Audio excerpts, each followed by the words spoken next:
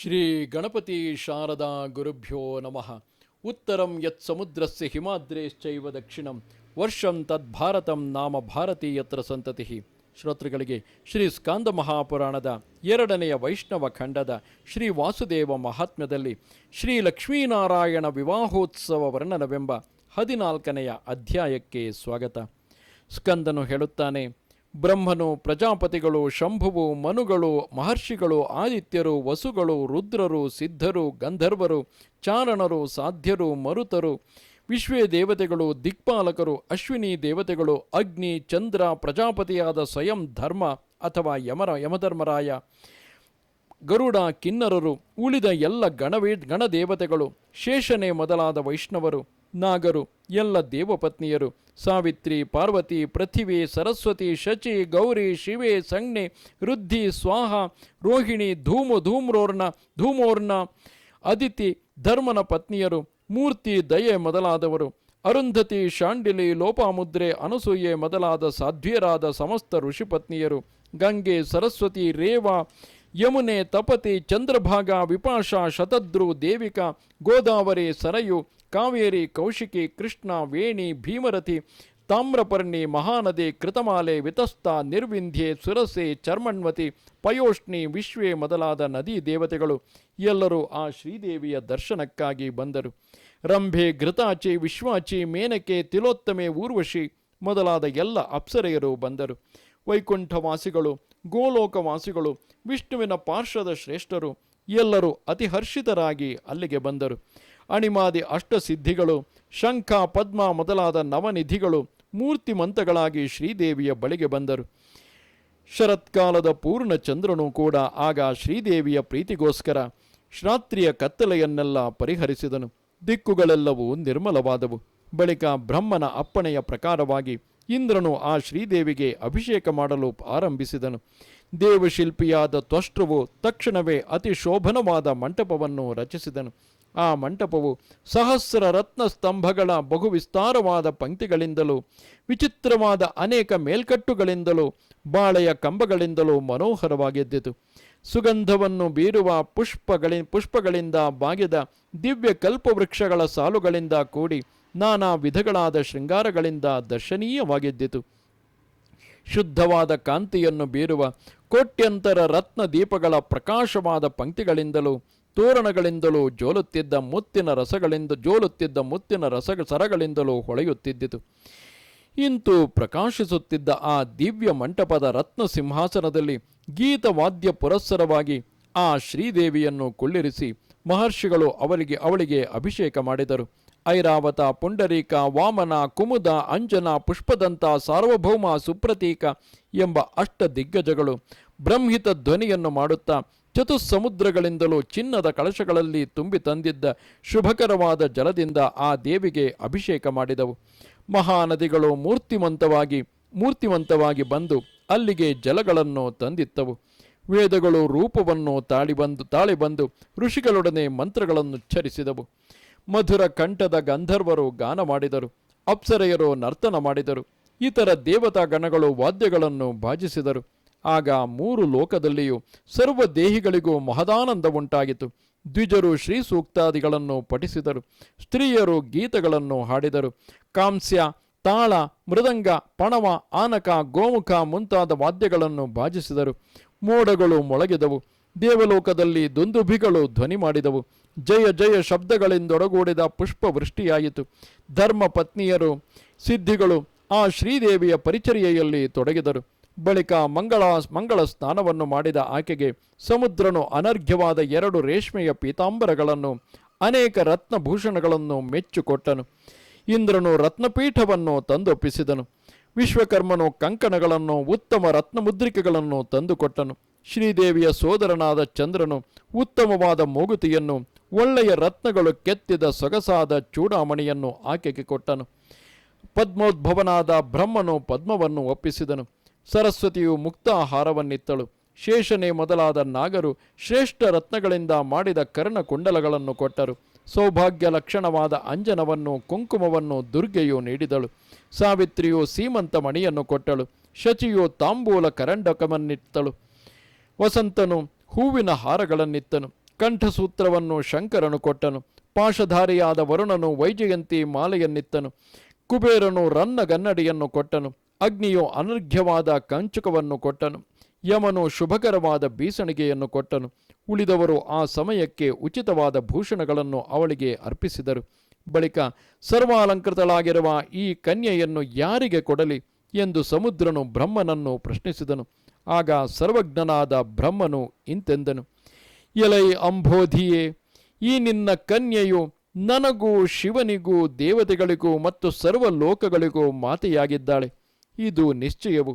ನಾರಾಯಣನು, ವಾಸುದೇವನು, ಪರಬ್ರಹ್ಮ ಸ್ವರೂಪನು, ಅಖಿಲೇಶ್ವರನು ಆದ ಪುರುಷೋತ್ತಮನೊಬ್ಬನನ್ನುಳಿದು ಬೇರೆ ಯಾವನು ಈಕೆಗೆ ಪತಿಯೆನಿಸಲು ಅರ್ಹನಲ್ಲವು.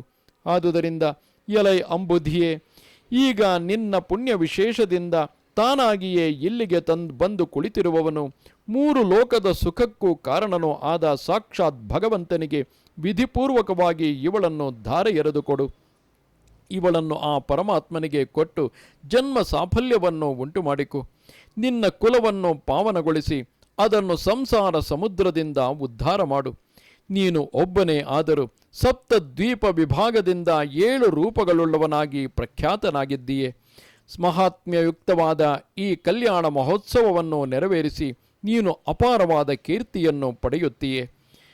ಬ್ರಹ್ಮನಿಂದ ಹೀಗೆ ಹೇಳಲ್ಪಟ್ಟ ಆ ಸಮುದ್ರರಾಜನು ಹರ್ಷಗೊಂಡು ರೋಮಾಂಚವನ್ನು ಹೊಂದಿದನು. ತಾನೇ ಧನ್ಯನೆಂದು ಭಾವಿಸಿ ಆ ಮಹಾವಿಷ್ಣುವಿಗೆ ಮಗಳನ್ನು ಕೊಡಲು ಮನಸ್ಸು ಮಾಡಿದನು. ಬಳಿಕ ಅವನು, ಅಂದರೆ ಆ ಸಮುದ್ರರಾಜನು, ವಿಧಿಪೂರ್ವಕವಾಗಿ ಆ ಜಗದೀಶ್ವರನನ್ನು ಪ್ರಾರ್ಥಿಸಿ ವಾಗ್ದಾನಾದಿಗಳನ್ನು ನಡೆಸಿ ವಿವಾಹವನ್ನು ನೆರವೇರಿಸಿದನು. ಆ ವಿವಾಹೋತ್ಸವದಲ್ಲಿ ಧನ್ವಂತರಿ, ಚಂದ್ರ, ವಾಸವ ಇವರೇ ಮೊದಲಾದ ದೇವತೆಗಳು ಸಮುದ್ರರಾಜನ ಪಕ್ಷದಲ್ಲಿದ್ದರು. ವಸ್ತ್ರಾಭರಣಾದಿ ದಾನದಲ್ಲಿ, ಭೋಜನ ಕರ್ಮದಲ್ಲಿ, ಸನ್ಮಾನ ಮಾಡುವುದರಲ್ಲಿ ಎಲ್ಲದರಲ್ಲಿಯೂ ಇವರೇ ಮುಖ್ಯರಾಗಿದ್ದರು. ಎಲೈ ಮುನಿಯೇ, ಗಂಗಾದಿ ನದಿಗಳು, ಶಚಿಯೇ ಮೊದಲಾದ ಸುರಾಂಗನೆಯರು, ಮೇನೆ ಮೊದಲಾದ ನಾಗಪತ್ನಿಯರು, ಅಣಿಮಾದಿ ಸಿದ್ಧಿಗಳು, ಚಂದ್ರ ಪತ್ನಿಯಾದ ಕಾಂತಿ ಮತ್ತು ಸಮಸ್ತ ಅಪ್ಸರ ಸ್ತ್ರೀಯರು ಇವರೇ ಲಕ್ಷ್ಮಿಯ ಮಾಂಗಲ್ಯ ವಿಧಿಯಲ್ಲಿ ಮುಖ್ಯ ಸುಮಂಗಲಿಯರಾಗಿದ್ದವರು. ವಿಭುವಾದ ನಾರಾಯಣನ ವಿವಾಹ ಲೀಲೆಯು ಶೋಭಿಸುವಂತೆ ಎಸಗಲು ವಿಧಿಯು, ಅಂದರೆ ಬ್ರಹ್ಮನು ವಿಚಾರ ಮಾಡಿ ಮೂರ್ತಿ ಮತ್ತು ಧರ್ಮದೇವತೆಗಳನ್ನು ಮಾತಾಪಿತೃಗಳನ್ನಾಗಿ ಗೊತ್ತು ಮಾಡಿದನು.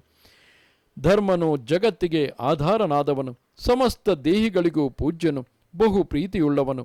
ಆದುದರಿಂದ ಇವನು ಈ ಸ್ವಾಮಿಗೆ ತಂದೆಯಾಗಲು ಯೋಗ್ಯನಾಗಿದ್ದಾನೆ. ದಕ್ಷಪುತ್ರಿಯು ಧರ್ಮನ ಪತ್ನಿಯೂ ಆದ ಈ ಮೂರ್ತಿಯಾದರೂ ಸರ್ವ ಸದ್ಗುಣಗಳಿಗೂ ಜನ್ಮಸ್ಥಾನವೆಂದು ಪ್ರಖ್ಯಾತಳಾಗಿದ್ದಾಳೆ. ಇವಳು ಈತನಿಗೆ ಮಾತೃವಾಗಲು ಅರ್ಹಳಾಗಿದ್ದಾಳೆ ಎಂದು ಹೇಳಿದನು. ಬಳಿಕ ಧರ್ಮನ ಪಕ್ಷದಲ್ಲಿ ನಂದೀಶ್ವರ ಮತ್ತು ಗಣೇಶರಿಂದೊಡಗೂಡಿದ ಶಂಕರನು, ಮರೀಚಿ ಮೊದಲಾದ ಮಹರ್ಷಿಗಳು, ಪ್ರಜೇಶ್ವರರು, ನಾರದ ಮುನಿಯು, ವೈನತೇಯ ನಂದಾದಿಗಳು, ಶ್ರೀಧಾಮನೆ ಮೊದಲಾದ ಪಾರ್ಷದರು ವೈವಾಹಿಕ ಕಾರ್ಯಗಳಲ್ಲಿ ಮುಖ್ಯರಾಗಿದ್ದರು. ದುರ್ಗೆಯು, ವೇದ ಜನನಿಯಾದ ವಾಣಿಯು, ಅನಸೂಯ ಮೊದಲಾದ ಋಷಿಪತ್ನಿಯರು, ಧರ್ಮಪತ್ನಿಯರು ಸ್ತ್ರೀಯರಲ್ಲಿ ಮುಖ್ಯರಾಗಿದ್ದರು. ವೇದಾದಿಗಳೆಂದೊಡಗೂಡಿದ ಬ್ರಹ್ಮನು 2 ಪಕ್ಷಗಳಿಗೂ ವೈದಿಕರು ಮತ್ತು ವಿವಾಹ ವಿಧಿ ಕೋವಿದರು ಆದ ಬ್ರಾಹ್ಮಣರ ಸ್ವರೂಪವನ್ನು ತಳೆದಿದ್ದನು. ಬಳಿಕ ಸಮುದ್ರರಾಜನು ಶ್ರೀದೇವಿಯ ಪ್ರಸಾದದಿಂದಲೇ ಸಮಸ್ತ ಸಂಭಾರಗಳನ್ನು ಕ್ಷಣ ಮಾತ್ರದಲ್ಲಿಯೇ ಸಂಪಾದಿಸಿಕೊಂಡು ದೇವತೆಗಳಿಗೆಲ್ಲ ವಿಸ್ಮಯವನ್ನುಂಟು ಮಾಡಿದನು. ಅವನು ಯಾವುದನ್ನು ಮನಸ್ಸಿನಲ್ಲಿ ಸಂಕಲ್ಪಿಸಿಕೊಂಡನೋ ಅದೆಲ್ಲವೂ ಆಯಾ ಕ್ಷಣವೇ ಅವನ ಹತ್ತಿರ ತಂದು ಸಿದ್ಧವಾಗಿ ಇಡಲಾಗುತ್ತಿದ್ದಿತು.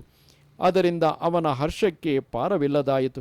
ಅವನು ಮಂಟಪದ ಮಧ್ಯದಲ್ಲಿ ವೇದಗಳನ್ನು ಬಲ್ಲವರಾದ ಬ್ರಾಹ್ಮಣರಿಂದ ಅಗ್ನಿಸ್ಥಾಪನ ವೇದಿಕೆಯನ್ನು ವಿಧಿವತ್ತಾಗಿ ಮಾಡಿಸಿದನು.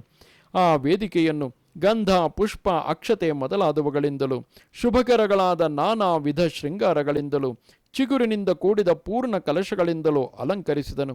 ಮಹಾಮಂಗಳವಾದ್ಯ ಘೋಷಗಳು ಮೊಳಗುತ್ತಿರಲು ಮುನೀಂದ್ರರು ಮಂತ್ರಪೂರ್ವಕವಾಗಿ ವಿಷ್ಣುವಿಗೆ ಮಂಗಳ ಸ್ನಾನವನ್ನು ಮಾಡಿಸಿದರು. ಆಗ ಅನರ್ಘ್ಯ ವಸ್ತ್ರಗಳನ್ನು, ರತ್ನಭೂಷಣಗಳನ್ನು, ದಿವ್ಯ ಕಿರೀಟವನ್ನು ವಿಷ್ಣುವು ಧರಿಸಿದನು. ಬಳಿಕ ಆ ಮಹಾವಿಷ್ಣುವು ದಿಕ್ಕುಗಳಿಗೂ ದನಿ ಬೀರುತ್ತಿರುವ ವಾದ್ಯಗಳಿಂದ ಕೂಡಿ ನರ್ತಿಸುತ್ತಿರುವ ದೇವಸ್ತ್ರೀಯರ ಇಂಪಾದ ಗೀತದಿಂದ ಮನೋಹರವಾದ ಆ ಮಂಟಪವನ್ನು ಸೂರ್ಯರೆಲ್ಲರೂ ತನ್ನನ್ನು ಸ್ತುತಿಸುತ್ತಿರಲು ಆ ವಿಷ್ಣುವು ಪ್ರವೇಶ ಮಾಡಿ ಸ್ವರ್ಣಪೀಠದ ಮೇಲೆ ಮಂಡಿಸಿದನು. ಆಗ ತನ್ನ ಮೆಚ್ಚಿನ ಮಡದಿಯಾದ ಗಂಗೆಯು ಬಂಗಾರದ ಕಲಶದಿಂದ ಎರೆಯುತ್ತಿದ್ದ ಉತ್ತಮ ವಾರಿಧಾರೆಯಿಂದ ಜಲಧಿಯು ಆ ಮಹಾವಿಷ್ಣುವಿನ ಪಾದ ಕಮಲವನ್ನು ತೊಳೆದನು. ಪಾದ ಪ್ರಕ್ಷಾಳನೆಯ ಆ ನೀರನ್ನು ತನ್ನ ಕುಲಕೋಟಿಗಳೊಡನೆ ತಲೆಯಲ್ಲಿ ತಳೆದುಕೊಂಡನು. ಬಳಿಕ ಬ್ರಹ್ಮನು ಗಟ್ಟಿಯಾಗಿ ಮಂಗಳ ಗೀತವನ್ನು ಪಠಿಸುತ್ತಾ ಅಂಬುದಿಯಿಂದ ಅಚ್ಯುತನಿಗೆ ವಿಧಿ ಪ್ರಕಾರವಾಗಿ ಶ್ರೀದೇವಿಯನ್ನು ಪ್ರದಾನ ಮಾಡಿಸಿದನು. ಅಗ್ನಿಯನ್ನು ಪ್ರಜ್ವಲನಗೊಳಿಸಿ ಮಹರ್ಷಿಗಳೊಡನೆ ಆ ಅಗ್ನಿಯಲ್ಲಿ ಹೋಮ ಮಾಡಿದನು. ಆ ಸಮುದ್ರ ರಾಜನು ಶ್ರೀ ಮಹಾವಿಷ್ಣುವಿನ ಪಾದ ಪದ್ಮಗಳಲ್ಲಿಯೇ ನೆಟ್ಟ ದೃಷ್ಟಿಯುಳ್ಳವಳು ಮನೋಹರೆಯೋ ಆದ ತನ್ನ ಮಗಳನ್ನು ಅವನಿಗೆ ಅಂದರೆ ಮಹಾವಿಷ್ಣುವಿಗೆ ದಾನ ಮಾಡಿ ಬಗೆ ಬಗೆಯ ವಸ್ತ್ರಗಳನ್ನು ಆಭರಣಗಳನ್ನು ಅನೇಕವಾಗಿ ತರಿಸಿ ಮಗಳೊಡನೆಯೇ ಆ ಮಹಾಮಹಿಮನಿಗೆ ಅರ್ಪಿಸಿದನು. ಆ ಬಳಿಕ ಶ್ರೀಹರಿಯು ತನ್ನನ್ನು ನೋಡುತ್ತಿರುವ ಸ್ತ್ರೀಯರ ಮತ್ತು ಪುರುಷರ ಎಲ್ಲ ಮನಸ್ಸನ್ನು ತನ್ನೆಡೆಗೆ ಸೆಳೆದುಕೊಳ್ಳುತ್ತಾ ಶ್ರೀ ಸಮೇತನಾಗಿ ಹೋಮವನ್ನು ಸ್ವೀಕರಿಸಿದ ಅಗ್ನಿಗೆ ಪ್ರದಕ್ಷಿಣೆ ಮಾಡಿದನು. ಒಂದೇ ಪೀಠದ ಮೇಲೆ ಜೊತೆಗೂಡಿ ಕುಳಿತು ಕಂಗೊಳಿಸುತ್ತಿದ್ದ ಆ ಬ್ರಹ್ಮಾಂಡ ಮಾತಾಪಿತರನ್ನು ದೇವಗಣಗಳು ಪತ್ನಿ ಸಮೇತರಾಗಿ ಅನರ್ಘ್ಯಗಳಾದ ವಸ್ತ್ರಭೂಷಣಗಳಿಂದ ಪೂಜೆ ಮಾಡಿದರು. ಬಳಿಕ ದುರ್ಗೆಯೇ ಮೊದಲಾದವರು, ಶಚೀದೇವಿಯೇ ಮೊದಲಾದ ದಿವ್ಯ ದೇವಿಯರು ಎಳೆ ನಗೆಯಿಂದ ಮನೋಹರವಾದ ಮುಖಕಮಲವುಳ್ಳವರಾಗಿ ಶ್ರೀಯ ಮತ್ತು ವಿಷ್ಣುವಿನ ಗುಣವರ್ಣನ ರೂಪವಾದ ಮಂಗಳ ಗೀತಗಳನ್ನು ಗಾನ ಮಾಡಿದರು. ದೇವಾಂಗನೆಯರು 2 ಗುಂಪುಗಳಾಗಿ ಪರಸ್ಪರ ಅಭಿಮುಖವಾಗಿ ಕುಳಿತುಕೊಂಡರು. ಆ ದಂಪತಿಗಳನ್ನು ನೋಡಬೇಕೆಂಬ ಕುತೂಹಲವುಳ್ಳವರಾಗಿ ಅವರು ಎದುರು ಬದರಿಗೆ ಕುಳಿತು ಪ್ರೇಮ ಭರದಿಂದ ಗೀತಗಳನ್ನು ಹಾಡುತ್ತಿದ್ದರು. ಅದನ್ನು ಆಲಿಸಿದ ಸಮಸ್ತ ಸುರರು, ಮಹರ್ಷಿಗಳು, ಉಳಿದ ಸ್ತ್ರೀಯರು ಎಲ್ಲರೂ ಶ್ರೀದೇವಿ ಸಮೇತನಾದ ಆ ಜಗದೊಡೆಯನನ್ನು ತಮ್ಮ ತಮ್ಮ ಅಂತರಂಗದಲ್ಲಿಯೇ ಬೆಳಗುತ್ತಿರುವವನನ್ನಾಗಿ ಕಂಡು ಚಿತ್ರದಂತೆ ಕಟ್ಟ ಕದಲದೆ ಕುಳಿತು ಬಿಟ್ಟರು.